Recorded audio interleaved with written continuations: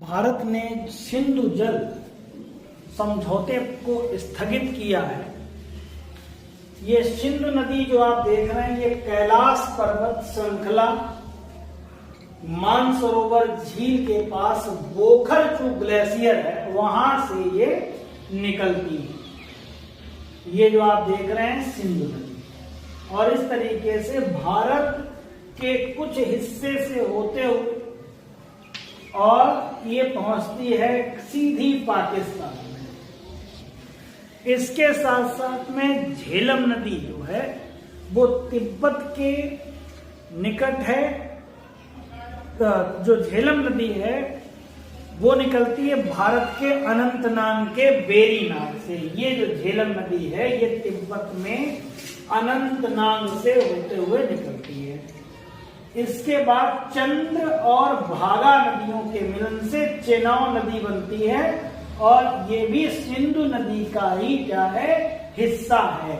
झेलम और चेनाब जो चंद्र और भागा दो नदियों के मिलन से ये निकलती है, और चंद्रभागा लौह स्पीति जो भारत का है वहां से निकलती है। इसी के साथ साथ रावी नदी कुल्लू पहाड़ियों से निकलती है। ये जो आप रावी नदी देख रहे हैं ये भारत में कुल्लू की पहाड़ियां हैं, वहां से निकलती है। ब्यास नदी ब्यास कुंड से निकलती है, और जो सतलज नदी है इसका जो उद्गम स्थल है वो रकसताल, जिसको राक्षस ताल मानसरोवर झील के पास में है, यहां से निकलती है। और सरस्वती नदी जो है वो इसी का हिस्सा है। तो ये नदियां हो जाती हैं 7: सिंधु, झेलम, चेनाब, रावी, ब्यास, सतलज और सरस्वती। इसीलिए इसको सप्त सिंधु बोलते हैं।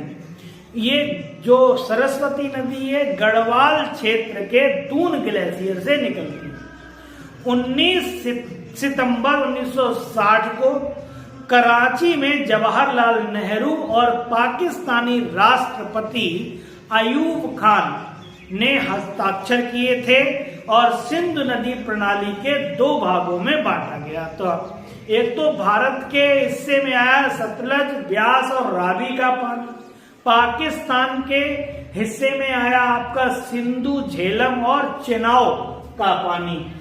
पाकिस्तान भारत के अलावा 80% पानी का इस्तेमाल करता है